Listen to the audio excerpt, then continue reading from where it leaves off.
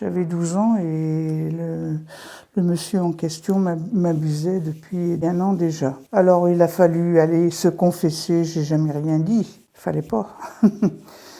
Hein, parce que si je disais quelque chose, il m'avait promis de tuer mes parents et mes frères et sœurs. Alors à cet âge-là, on réfléchit pas, on va pas plus loin.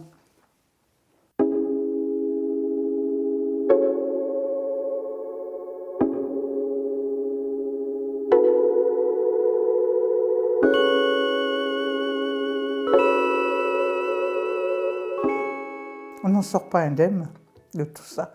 Des faits, mais du fait aussi d'avoir été enfermées comme des voleuses, comme des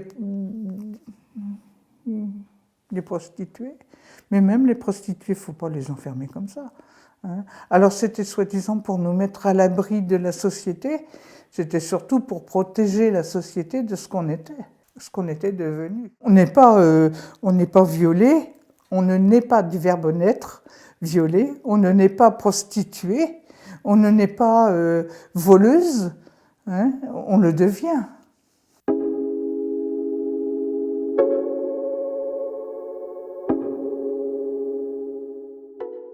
Quand je suis arrivée au centre d'observation, on m'a pris ma valise, oui, avec mes affaires dedans. Et on m'a mis dans une cellule. Et là, je suis restée enfermée plusieurs jours. J'ai eu des tests à faire, toute seule.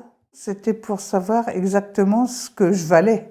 Si je valais le coup qu'on s'occupe de moi pour faire des études, ou s'il fallait me faire du ménage, du jardinage ou autre chose. Une fois sortie de cette cellule, j'intègre le groupe.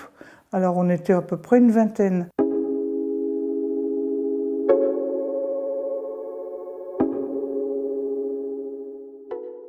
Je ne veux pas dire délinquantes parce que ce n'étaient pas des délinquantes, c'était des pauvres filles. Et puis il y en avait d'autres qui avaient été prostituées. Ça, comment elles l'ont vécu, j'en sais rien, je ne peux pas dire parce qu'on ne savait pas qui avait fait quoi. La première chose qu'on vous disait, vous ne racontez pas votre vie. Des filles un peu remuantes, qui disaient facilement ce qu'elles pensaient des bonnes sœurs, eh bien, on leur donnait, après le repas, avant d'aller se coucher, on leur donnait leur dose de calmant, en fait.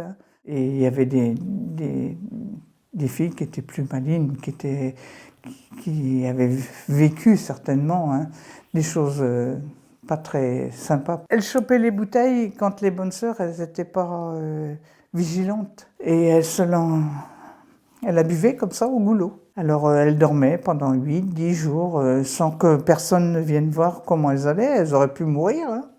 C'était peut-être ça qu'elles voulaient. Pour pas avoir à supporter le poids du pourquoi elles étaient là et le poids de la discipline.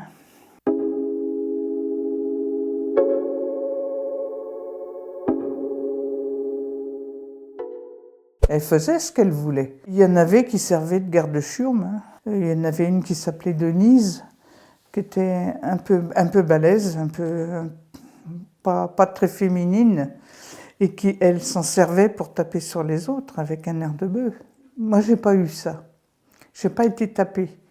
Mais moralement, c'était pire que tout. Toutes celles qui avaient fugué, elles repassaient par le mitard, parce que c'était comme en prison. Hein. Il y en a une qui a fait je ne sais pas combien de mois de mitard. Hein. Les fugues, c'était pas mon truc. Je savais pas au bout du chemin, qu'est-ce qu'il y avait. J'étais déjà passée, alors quand je suis sortie le 24 décembre 1966, elle m'a dit, vous savez, il faut quand même que vous alliez à la messe ce soir. Ouais, bah dis donc, la messe du soir.